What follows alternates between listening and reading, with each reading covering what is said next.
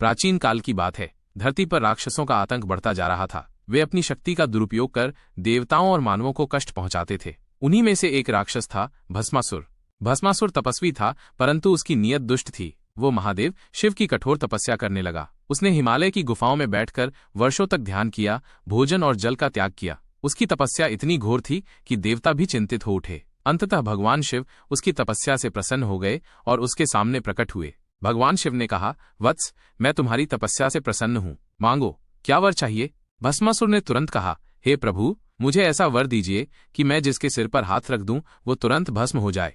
महादेव भोलेनाथ थे। उन्होंने बिना कुछ सोचे समझे उसे ये वरदान दे दिया। उन्होंने कहा, तथास्तु। भस्मासुर प्रसन्न हुआ। अब उसके पास एक ऐसी शक्ति थी जिससे वह किसी को भी छूकर भस्म कर सकता था, परंतु शक्ति के साथ विवेक नहीं था। उसने इस शक्ति का दुरुपयोग करना शुरू कर दिया। जहां जहां गया वहां वहां आतंक फैलाने लगा। अपनी शक्ति की परीक्षा करने हेतु उसने जंगल के पशु पक्षियों पर हाथ रखकर उन्हें भस्म करना आरंभ किया। फिर वो ऋषियों, मुनियों, आमजन और यहां तक कि देवताओं को भी डराने लगा। स्वर्ग तक उसकी शक्ति का भय फैल गया। देवता भयभीत होकर भगवान विष्णु के पास पहुंचे और सहायता की प्रार्थना की। भगवान विष्णु ने सब सुना और कहा, चिंता मत करो, मैं इसका उपाय करता हूं।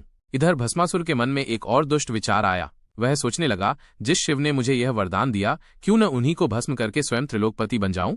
ये सोचकर वो कैलाश पर्वत की ओर चल पड़ा। भगवान शिव को जब इसका पता चला तो वे चकित रह गए। उन्होंने तुरंत कैलाश छोड़ दिया और भागने लगे। भस्मासुर उनका पीछा करता रहा। संपूर्ण आकाश में ये दृश्य विचित्र था। शिव भाग रहे थे और उनका वरदान पाने वाला उनका ही संहार करने को आतुर था। भगवान शिव अंततः विष्णु की शरण में पहुंचे। भगवान विष्णु ने मुस्कुराकर कहा, हे महादेव, चिंता मत कीजिए, मैं इसे उचित दंड दूंगा। विष्णु भगवान ने मोहिनी रूप धारण किया, एक अत्यंत सुंदर स्त्री का रूप, जिसकी सुंदरता देख देवता और दानव सभी मोहित हो जाते थे। मोहिनी के रूप में भगवान विष्णु भस्मासुर के सामने प्रकट हुए। भस्मासुर ने जब मोहिनी को देखा तो उसकी आंखें चकाचौंध हो गईं। उसने पहले कभी इतनी सुंदर स्त्री नहीं देखी थी। मोहिनी ने उसे हंसते हुए छेड़ा, कौन हो तुम? इतने बलशाली और वीर प्रतीत होते हो। भस्मासुर गर्व से बोला, मैं भस्मासुर हूँ, शिव का वरदान प्राप्त राक्षस। मैं जिसे चाहूं भस्म कर सकता हूँ।